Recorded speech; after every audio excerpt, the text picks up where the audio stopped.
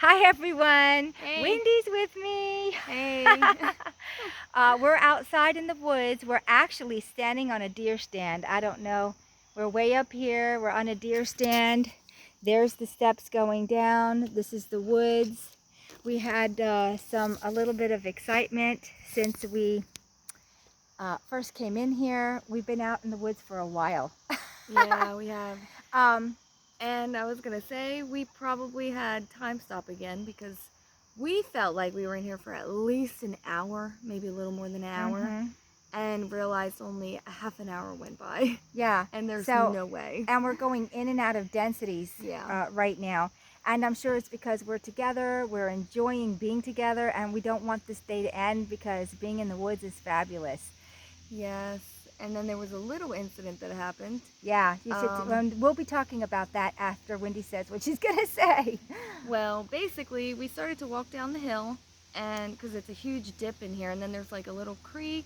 Well, it's kind of swampy, but you can walk around a little bit in there.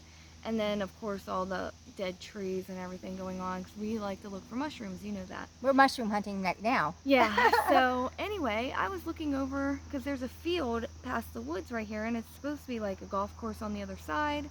And next thing you know, I'm looking over, and I see something jump, and it tries to catch a tree. It wasn't real big, it looked kind of small, and it goes to catch it, and it's like, oh, and because it missed the tree, and it hit the ground, and I was like, oh my god, did you see that, Mom? It looked like a Bigfoot. A baby A Bigfoot. baby Bigfoot.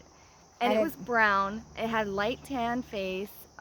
Its fur was brown, and I would say it was probably only about like 2.5 foot tall, maybe 3 foot at the most. I don't think it was even that big. I just saw the tree just shaking, And the tree was and I heard shaking. someone yelling. It was screaming. I'm like, who is that? Because I was looking a different direction, and I'm like, who is that? Who is that? I'm like, did you see it? Did you see it? It was a little Bigfoot. It was a baby. So basically, I'm going to be talking about. It's so funny that this happened today. There's no such thing as coincidence. Yeah. I told Wendy, let's discuss about the Sasquatch, the Yeti, the Bigfoot, because I had talked about it previously, other times. Let's just say that. Anyway, and I wanted to get out a little info about our biggest allies are going to be the Sasquatch, the Yeti, whatever you want to call it, Bigfoot. Out of everything that's going on in this snow globe, the one thing that would actually be on our side for humanity, so we won't be on the extinction list, would be them. There'll come a point when we are going to be having to deal with them. Not that it's a bad thing, but that it's a good thing, because they're interdimensional beings. Never judge a book by its cover. Just think of Star Wars and Chewbacca. Didn't mean that Chewbacca was stupid. It's quite intelligent. So basically, these Bigfoot are going to be like Yoda. They'll be teaching us how to open portals and do interdimensional things. So I wanted to get onto YouTube and say, definitely, these are going to be coming into our reality. They've been letting themselves be filmed now because it's time. Because of humans' rise into another being, which the Ascension. There it is. And these are the first things that will be coming into our reality to help us. They have been here a very long time. They were brought here a very long time ago. But they are masters at interdimensional travel. They can open portals. They can be standing right next to you. They can phase shift, which means they're shifting their frequency out of our sight. You may be able to pick them up on different things if you had technology, but they can even phase shift out of that where the tech doesn't work anymore. Wendy and I have had that experience where the technology does not work when we're phase shifting. Just like when we phase shifted again, we were out here over an hour, and our phone said a half an hour because our phone's technology couldn't track our phone, so it couldn't keep the time. So as far as it's concerned, we were literally taking our tech out of time and space. Which I think is another reason why we saw the incident, because we aren't in the same frequency as we were. And it was kind of weird because after it happened, you could see the tree shaking and all of that. And then I kept looking around. I'm like, I don't know. It might still be out there, but you just don't know, you know, because they can hide themselves very well also. Well, And they can also go in and out they're of frequency. interdimensional beings. Yeah. This is why you can't get them. And you're very lucky if you can see one. They will start having communications. If you want to communicate to them, it's all done telepathically. They are very telepathic, and they could have interactions with you. Most of them are probably not going to. It just depends on an individual basis. Because remember, humans are unpredictable, and they are living in a fear-based state, and we've heard horrific things about them that are not true. And this is your propaganda media.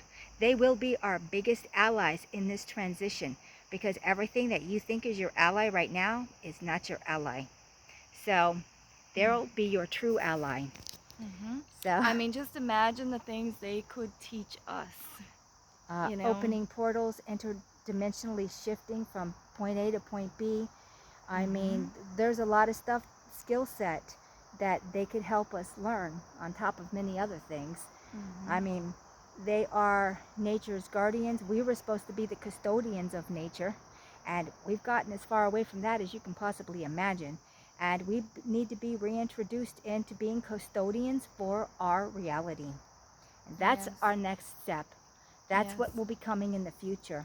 Yeah, we should be fighting for our nature to be, you know, in a good state instead of allowing them to take it down and destroy it. Right now, with the sleight of hand in our federal government with the states, because the federal government owns the states, there's no more separation.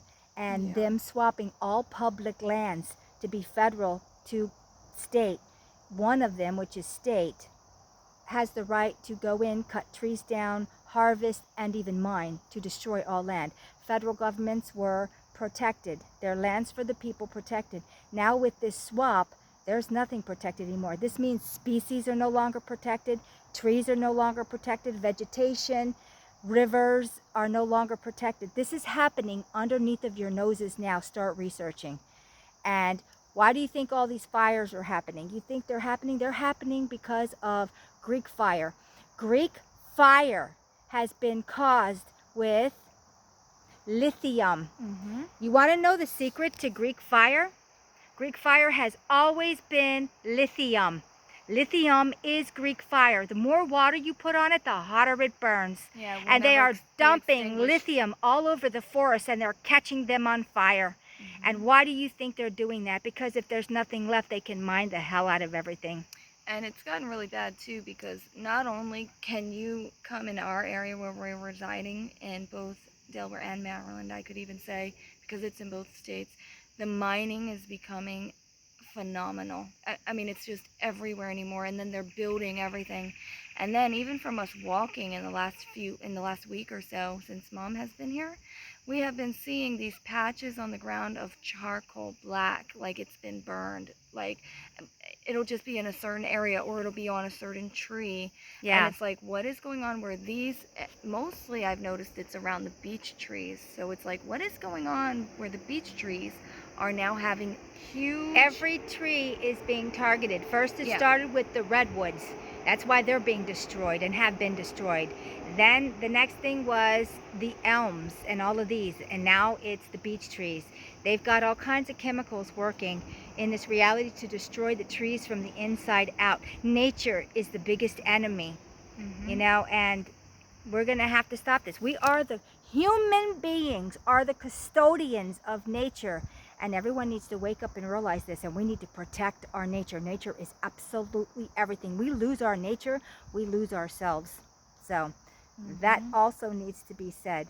So there is a big war going on between nature and AI, and who's running the AI, and that needs to stop. We need to curtail the evil. And I did talk to somebody the other day who told me that God will do everything for you. And I've got news for you. God helps those who help themselves. This is not a game where you sit back and you expect another to do it. There is no Superman coming in, and that includes God. You are God. You are being put to the test as an individual, period.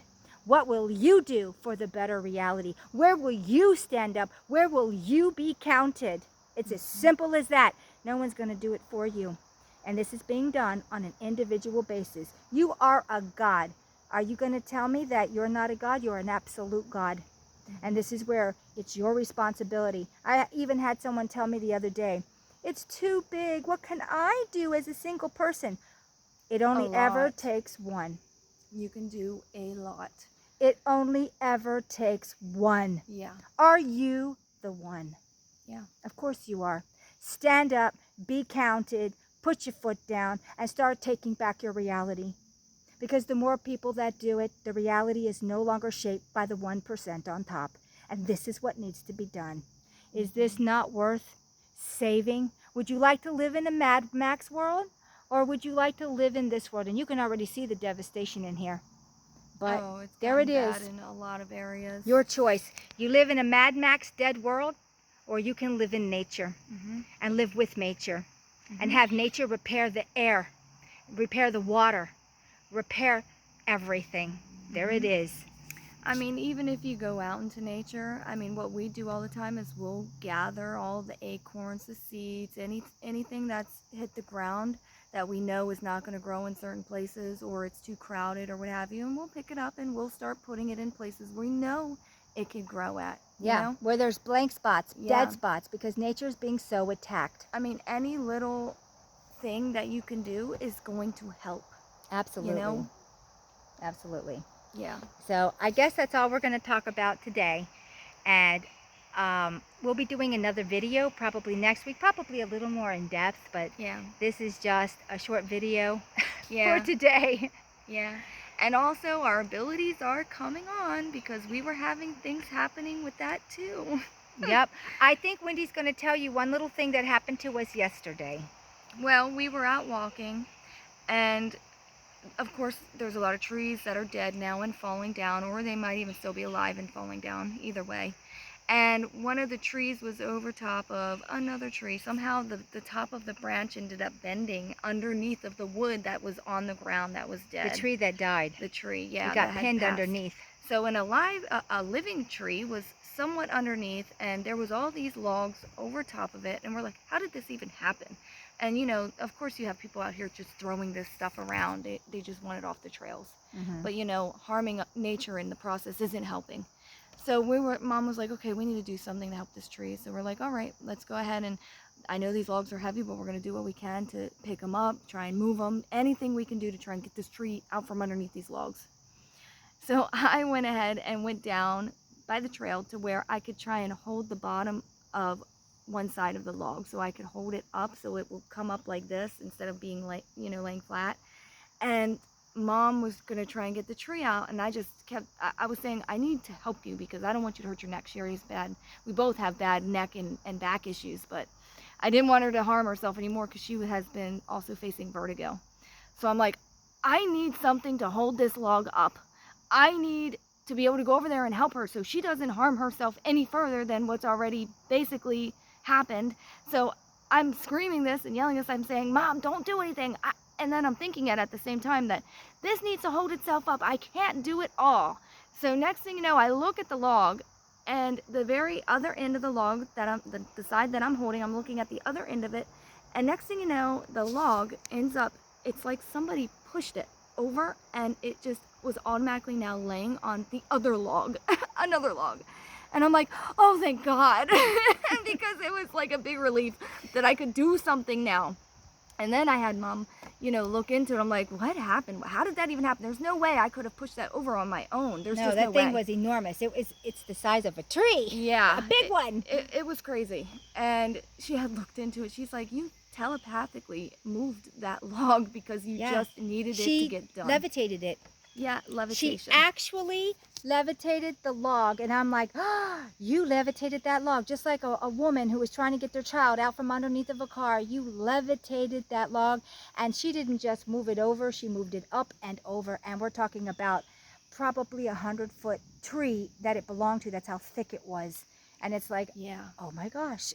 Yeah. Clairs are coming online. And it's so funny because I felt it like it was getting pushed. And I'm like, and I'm watching it while it's happening, and I'm like, oh, that's just crazy. How did that even happen? I was thanking God because it needed to do that anyway, but it was just the fact that it happened. There was nobody there. No.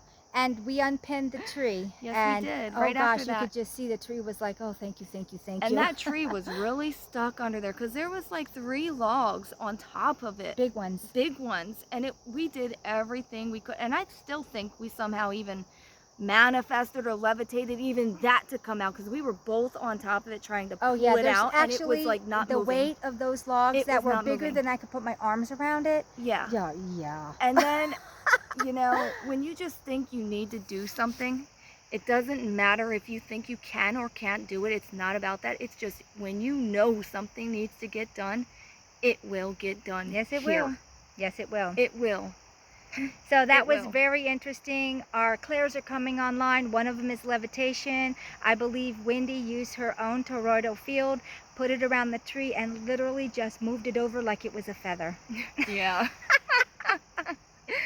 Yeah, it's So- it's really awesome though when you think about it, Yeah. especially when you see it with your own 2 eyes. Yeah, it's like, And- I did that. I Yeah. did that. Yeah. It's almost unbelievable, but you realize there was nothing else to do it, you know? No, Nothing. no. we're there it is. Yeah. So I guess on that note, we'll let you go. It's something to Yep. think about. Your clairs are coming online. Start trying to do things. You'd be surprised what you can do. Yep. And everybody Believe in yourself. Just believe in yourself. And at that note, everybody have a great morning, afternoon, or night, depending on where you live. Yes. Bye. Bye, everyone.